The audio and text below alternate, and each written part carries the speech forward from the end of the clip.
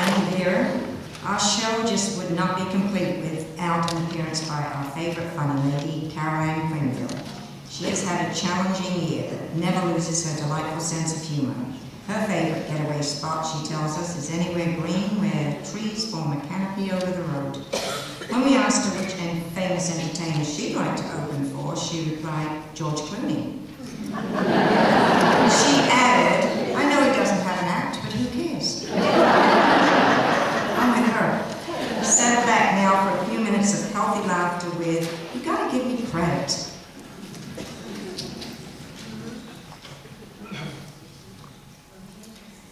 You gotta give me credit. I've faced a lot of challenges in this life, but this is one that most people don't get a chance to talk about.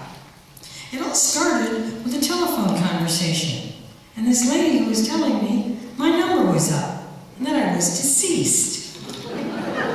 Wait a minute, something's wrong here. I can't be dead. I just saw myself in the mirror this morning. Believe it or not, ladies and gentlemen, you're looking at a real live dead person. You gotta give me credit. Senior variety shows can be very difficult when you're a member of the dearly departed. And actually, it was in applying for credit that I was given this startling revelation. I received in the mail one of those forms you get for a pre-approved credit card. So I thought I'd send it in. But instead of a card, I got a denial letter. A denial letter for a pre-approved card. This is strange, I thought, so I called the credit bureau to find out what the problem was, in case I ever wanted to apply for something really important. At first glance at my computer file, the lady said everything looked fine. Well, maybe I've been confused with someone else. Maybe there's a glitch in the computer. You're familiar with computers.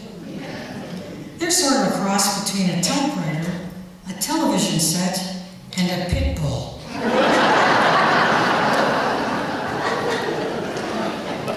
Marvelous technology can do such wondrous things. But if you don't feed them right, or if you don't know how to handle them properly, they will grab you by your Apple Macintosh or IBM compatible and leave you in shreds. Upon further check, I was informed of my demise. It seemed my Social Security number was listed as being deceased. Deceased, I said? Yes, since January of 1985. Now, having someone tell you you're dead can just ruin your whole day. Boy, I hate when that happens. And it also can mess up your mind. I mean, all sorts of thoughts went swirling through my head like, wow, I know I've been a little depressed lately, but I had no idea. You think somebody would have noticed by now.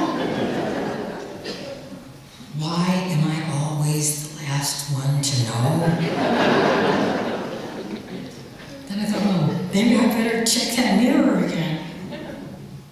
I look good. Wouldn't you say I look good? That's what they say at funerals.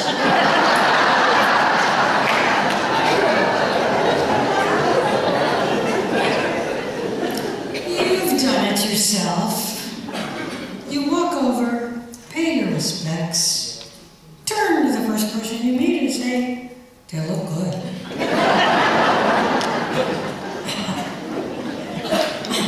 I don't look that good. Oh, wait a minute. I get it. This explains everything. This isn't arthritis, it's rigor mortis.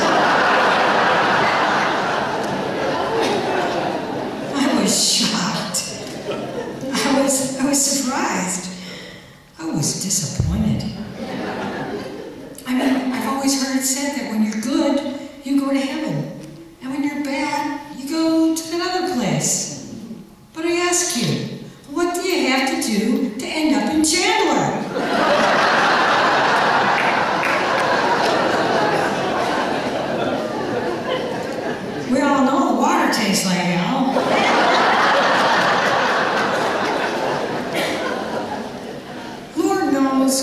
yourself resurrected could be a difficult task. And he didn't have to deal with computers. So the next step is to take my driver's license, my social security card, and my pulse down to the Social Security Administration and take a number.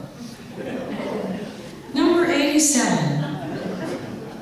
Now serving number 5. Yeah, this is hell, all right. What I eventually found was a fine example of how the right hand doesn't know what the left hand is doing, and vice versa. When first called up, my number wasn't listed as deceased, but then it wasn't listed in my married name either. Terrific! Now I'm not only dead, but my late husband and I were just living together all those years. When my mother finds it out, she'll kill me. Now that I think about it, I died before he did.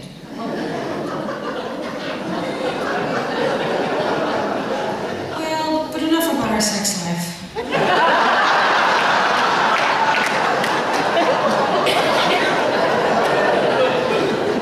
The problem was in my Social Security disability file. You see, when you return to work, they terminate your payments. Does anyone notice the word of the day? Somebody punched in the wrong code number and terminated me.